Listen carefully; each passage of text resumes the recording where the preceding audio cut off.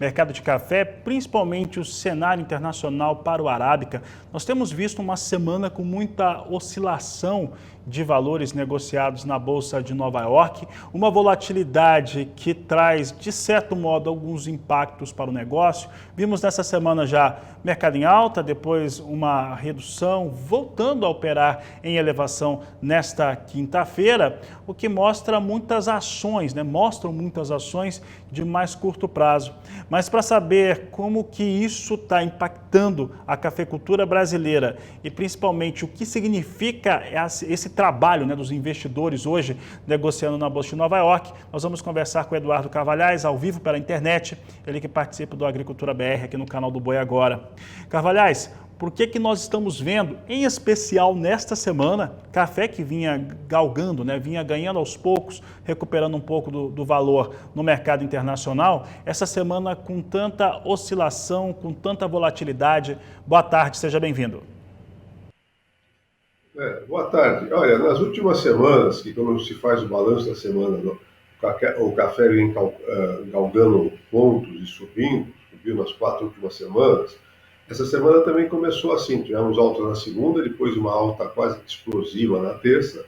Aí ontem caiu tudo que havia subido na terça-feira e hoje voltou a operar em alta, até com altas boas, não iguais às de terça-feira, mas em boas altas.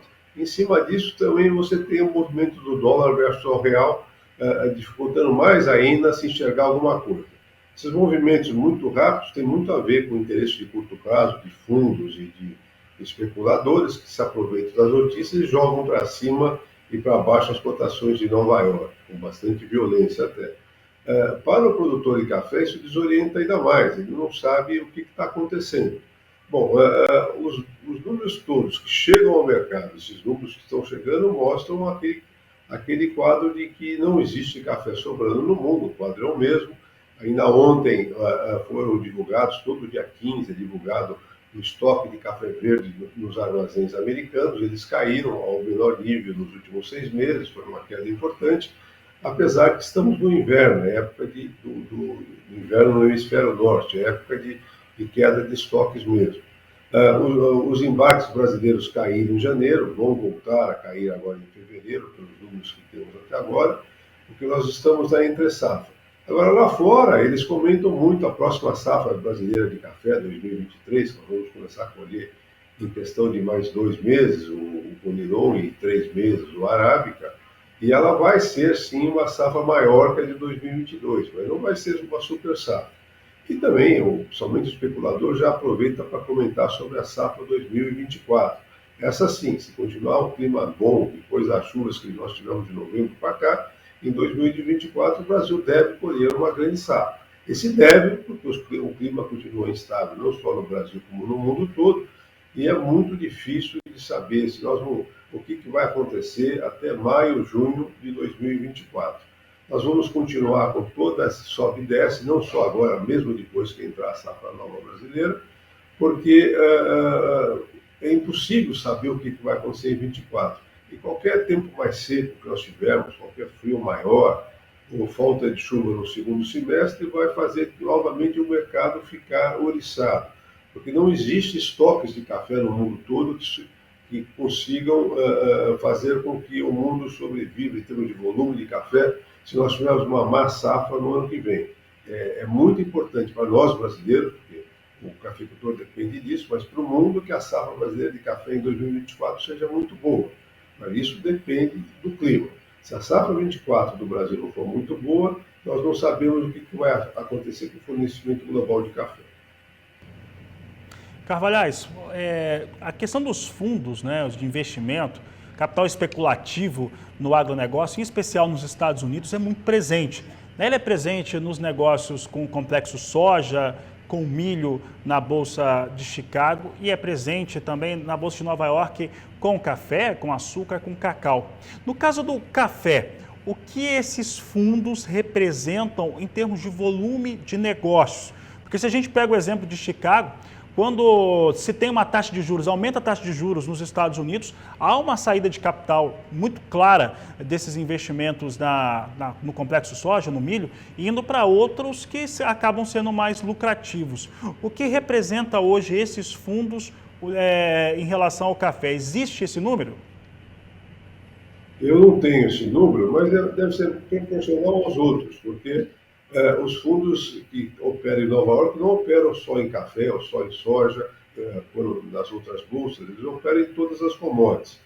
E eles saem, sim, de uma para outra conforme a notícia do dia, atrapalhando muito o mercado físico, seja de café, seja de soja, seja de açúcar.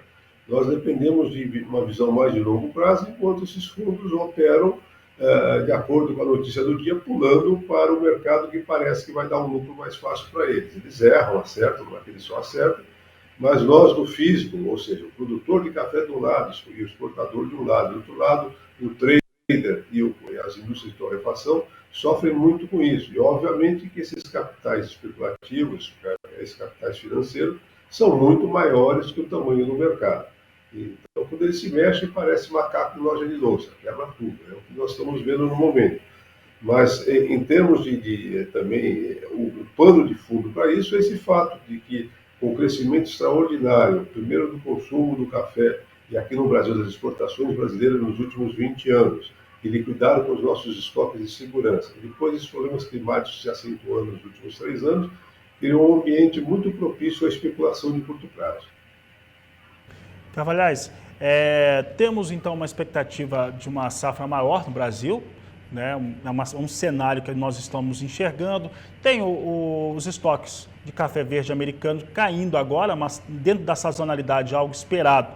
Entretanto, há algum tipo de preocupação do mercado internacional quanto ao parque cafeeiro aqui do Brasil?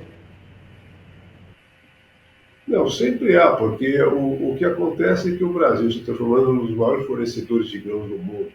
O nosso desenvolvimento tecnológico na produção de grãos em cerrado, em climas mais quentes, o trigo e a soja subiram no Rio Grande do Sul, do Paraná, e estão no cerrado, não só mineiro hoje, como até no Mato Piba.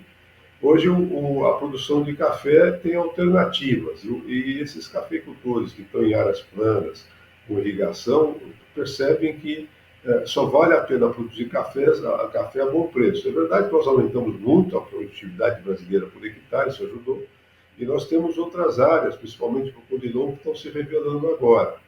Mas lá fora eles começam a perceber isso, de que vai ser difícil que nesses próximos 10 anos a produção brasileira de café cresça no mesmo ritmo que cresceu entre 2000 e 2020. Né?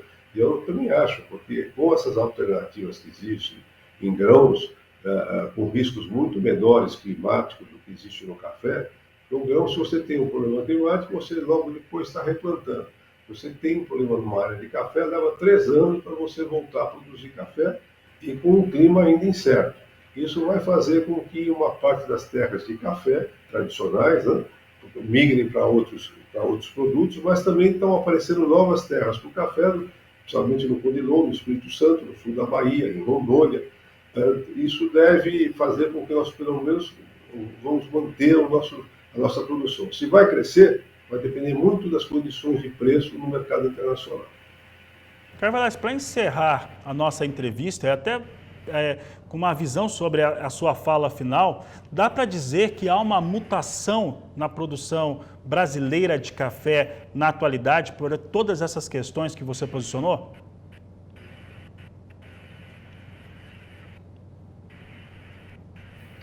Entusiasmo em muita gente no café, produzindo café, mas com os problemas climáticos, o café se tornou um risco maior que outros produtos. Né?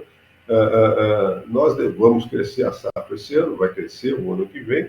O que não se nota é aumento de áreas plantadas em grande volume, como nós notamos no início desse século XXI, ou mesmo no final do século XX.